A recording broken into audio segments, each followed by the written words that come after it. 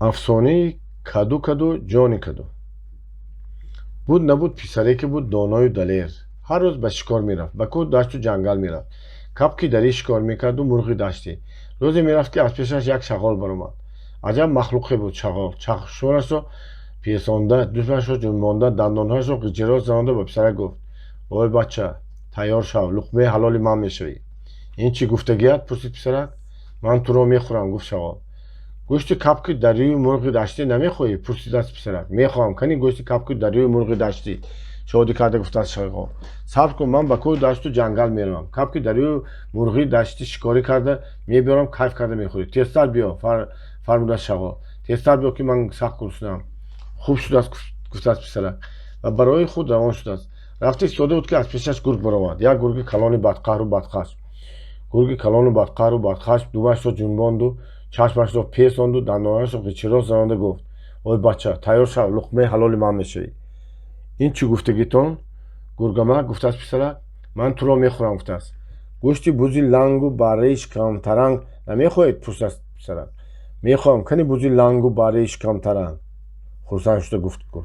کمک صبر کنید گرگمک. من به کوه دشت و جنگل رفت میرم، بوزی لنگ و برهش کمترنگ شکار کرده میارم، کیف کرده میخورید. تیزتر بیار، فرمود گرگ. تیزتر که من سخت گرسنه شدم.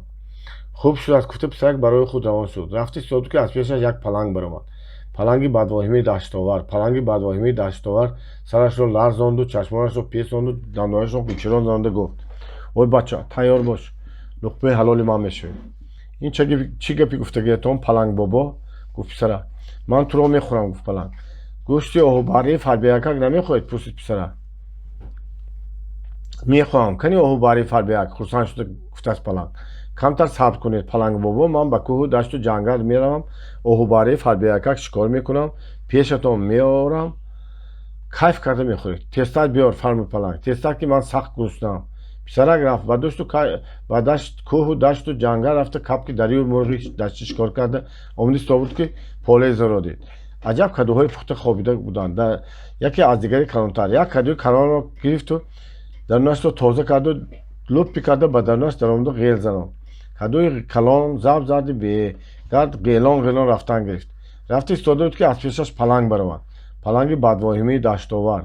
پلنگ بدواهمه دشتاور کدو را نگاه داشت و پرسید: کدو کدو جان کدو. صدا برآمد از دهان کدو: بچه را ندیدی کو کدو؟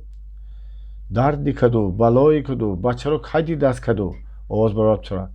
پلنگ بیخبر از اسرار کدو در اسرار راه کلان حیران نگران ماند. کدوی کلانی زب زده باشد، غیلان به راهش رفت ایستاده بود که از پیشش گرگ برآمده ماند. گرگ کلان بدقهر و بدخشم. گرگ بدقهر و بدخشم کدو را نگاه داشت و گفت: کدو کدو جان کدو. صدا برآمد از دهان کدو: بچه را ندیدی کو کدو؟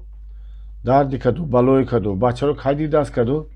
گرگ بیخبر از اسرار کدو در سر راه کلان حیران نگران ماند. کدوی کلان زب زده بیگرد باشد، غیلان به راهش رفت ایستاده بود که از پیشش شغال برآمد. شغال گشنه که دومش را لرزانده، آب دهانش را روانده، به امید کپک دری و مشک دشته بود، کدو را دیده گفت: کدو کدو جان کدو. صدا برآمد از دهان کدو: بچه را ندیدی کو؟ دردی کدو، بلای کدو، بچه را کی دیده است کدو؟ شغال بیخبر از اسرار کدو در سر راه کلان حیران و نگران ماند.